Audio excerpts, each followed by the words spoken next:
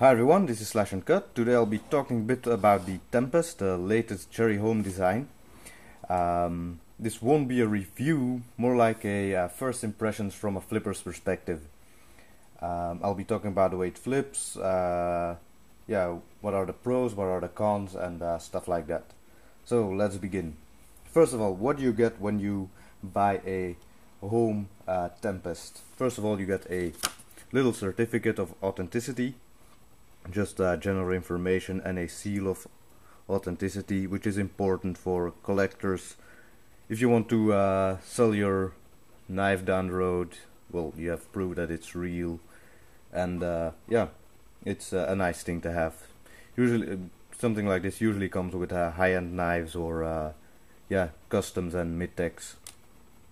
Secondly, you get a little pouch, just for storage. It's one of the Bill's custom, what is it, cases. It's nice to have. I'm not a real or a huge fan of the pouches. Well, not that's worded wrongly, I guess. I don't use them. It's nice for storage, it's nice for transportation, but I don't really transport my knives. I don't really store my knives. I don't have a cupboard. I don't they just lie around. When they lie around, I know I will use them. If I store them somewhere, I won't be touching them. I mean, for example, in my room, I have just on the floor, having a few axes lying around.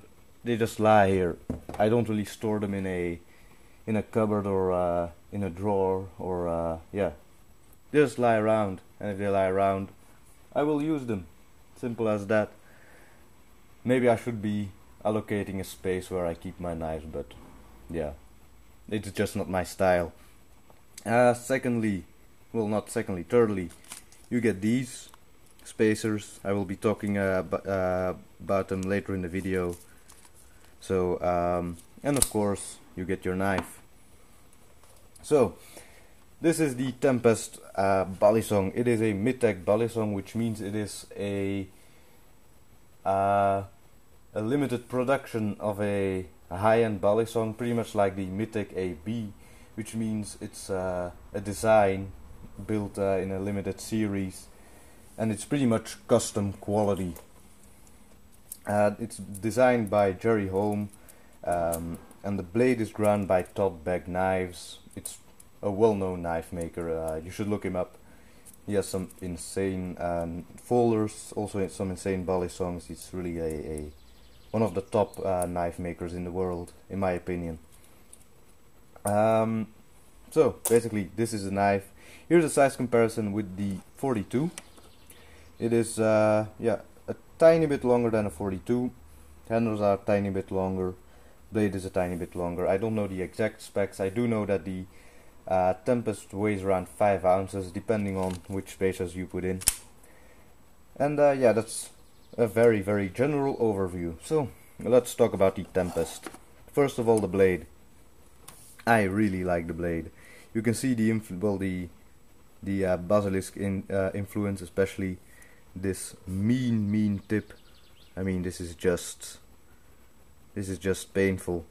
It actually scares me a bit. I don't really flip this knife like I flip one of my 42s for two reasons. When this tip lands in your foot, it's bad news. That's going to be horror. I wouldn't wish that to happen. So I'm a bit careful for now. And secondly, if you drop your knife on the floor, you damage your tip. And I don't know if other flippers have this, but when I drop my knife, I don't move my feet away. I try to catch the knife with my feet to soften the blow, soften the landing. And that is something stupid, I guess. I guess I value my knives more than my feet. I don't know, it's just a bad habit, and I wonder, do any of you flippers do this, or am I the only one? And I also have the habit of flipping barefooted, so I should work on that. But anyway, back onto the knife. The blade is just insane. It's a nice hollow ground. I don't know if the camera will pick it up if I show it like this, but it's just a beautiful grind. I really like the knife. It's mean looking. It's a bit dirty, but yeah, I've been flipping it for a bit. So yeah, it's just a mean looking knife. It's a really great piece just to look at. One thing I do have to mention, it is not completely ground. As you can see, over here you have your edge, and here the edge is not ground, and it goes quite far. So it goes right up until here, where you don't have an edge on your blade. As you to compare it with a 42, see, line it up a bit. 42 is around here, where your edge starts. With the Tempest, it's around here. So if I rub here, I won't get cut. It just gives you some leeway. It just makes the knife a bit more forgiving, I guess, when you're flipping it. Does that mean you can do a what's it called again? A bite handle rollover? Well, yeah, you can do a bite handle rollover, but you can do a bite handle rollover with any knife. But yeah, you can do a Charlie Chaplin roll. You will get cut when you do that, but you do have a little bit of leeway. So when your knife hits like this, as you can see, well, let me see. I won't get cut if I hit it like this. Let me put some force. See, it's not a problem. Yeah, you do still have to be careful though. So that's something, a bit of safety, I guess, built into the knife. I don't know if people would like this. People who proclaim they only flipped sharpened blades. I don't really care. You will get cut when you flip this thing. It's just insane, but it just make the knives a bit more forgiving. What else to talk about? Oh yeah, look at this fine piece of detail. The little tang pin is just polished, and it's just a nice touch, I guess. Really like the blade. Then of course there's the bushing system. It's a bushing system for at the pivots. I really like it. It reduces blade play by a large amount, which could influence your flipping. For example, with a 42 you have a huge amount of blade play. You can see this is my main flipper. It's my second 42, and it does have quite a bit of play. The Tempest has, if I could keep it straight, it just barely any play. Of course I can tighten the pivots a bit, but I'm used to flipping knives with a lot of play, and moving on to an blade with a knife with no play is quite an adjustment. It's us flippers, we use that play to our advantage to make things some flipping tricks a lot easier, like I know those ice pick fanning into a Y2K, for example. A knife with a knife with play is just so much easier than with a knife without play. It's not impossible, it's just an adjustment you have to make. Then the handles. The handles are titanium. I went for the blue handles because I really like the blue edition of the handles, and not really much to say apart from the aesthetics. It is a lot smoother than the 42. I think I have more grip with a 42.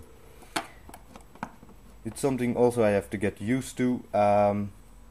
Right now it has been bothering me, it has been slipping away. I haven't flipped it that much, I guess a few hours, and I haven't got really used to that in particular. But I guess I will get used to it. It's not as bad as, for example, what's a good example? An unmodified Typhoon, like the Edcknives. I only have a regular Typhoon. Let me see if I can find it. Well, not a regular Typhoon, but a modded Typhoon, like this, where the handles are if when you haven't modded it, there's just it's just a piece of steel, and it's really slippery. It's not as bad as that. To make a reference to a knife that practically no one owns. But anyway, that is, I wouldn't say it's a problem, it's also something you have to get used to. Apart from that, I really like the handles. Last part of the knife is the latch. The latch, yeah, it reminds me a lot of a basilisk.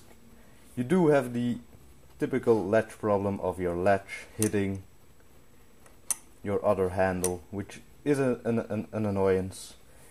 It's something the Alpha Beast has really tackled that problem by with their little thing, well, with their pointed latch, which gets out of the way if it hits the other handle. It's something, I just really like spring latches because of that. Just noticed I'm missing a screw on my 42. Should be lying around somewhere. Anyway, so that's a bit of a problem. You can of course remove the latch. So, last but not least, the spacers. The Tempest comes with 2 sets of spacers, a titanium pair and a stainless steel pair, which is of course a weight difference. This has a lot to do with personal preference, the ones you pick. Currently I'm rocking, to use some more colorful language, the stainless steel ones. Because it gives me more momentum. What's the difference flipping wise? In my experience with the stainless steel ones, rollovers are way easier, but twirling, like the full twirl, the double scissor and stuff like that, that stuff is a bit harder. With the titanium ones it's pretty much the opposite. Twirling is easier and the rollovers are a bit harder. This is of course very relative. It's not like twirling is impossible with the stainless steel ones and a helix is impossible with the titanium ones.